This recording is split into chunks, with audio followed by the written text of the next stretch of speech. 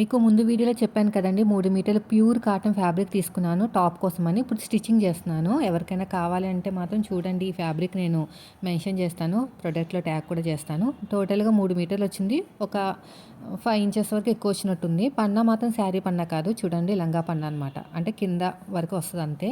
నేనేం చేశానంటే యోక్ పార్ట్‌కి లైనింగ్ ఖచ్చితంగా వేస్తానండి. హ్యాండ్‌కి కింద బాటమ్ పార్ట్‌కి వేయట్లేదు. ఎందుకంటే ప్యూర్ కాటన్ కదా! దళసరిగా అవుతది ఉతికే కొద్దీ.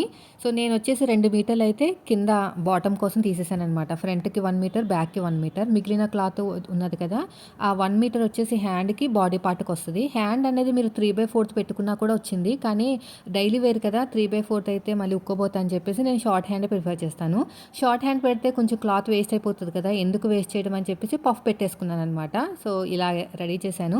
షార్ట్ హ్యాండ్ పెట్టేసి ఇలా పఫ్ పెట్టాను. నెక్ మాత్రం డీప్ పెట్టుకోనండి. డైలీ వేర్ కదా! నేను కట్ చేసేటప్పుడు కూడా కెమెరా ఆన్ చేసే కట్ చేస్తా ఉంటాను వీడియోసు. అందుకు నాకు ఇబ్బంది లేకుండా నెక్ పైకే పెట్టుకుంటాను. అయితే నడుము దగ్గర చిన్న ప్రింట్ వచ్చిందండి. అది నేను చూసుకోలేదు. మీకు మాత్రం కుట్టుకునే ముందు చూసుకోండి. కిందకొచ్చేటట్టు చూసుకోండి. ఏ ప్రాబ్లమ్ ఉండదు. కరెక్ట్‌గా నడుము దగ్గరకొచ్చింది కదా! ఏం పర్లేదులే నాదే కాబట్టి మీరు మాత్రం చూసుకోండి.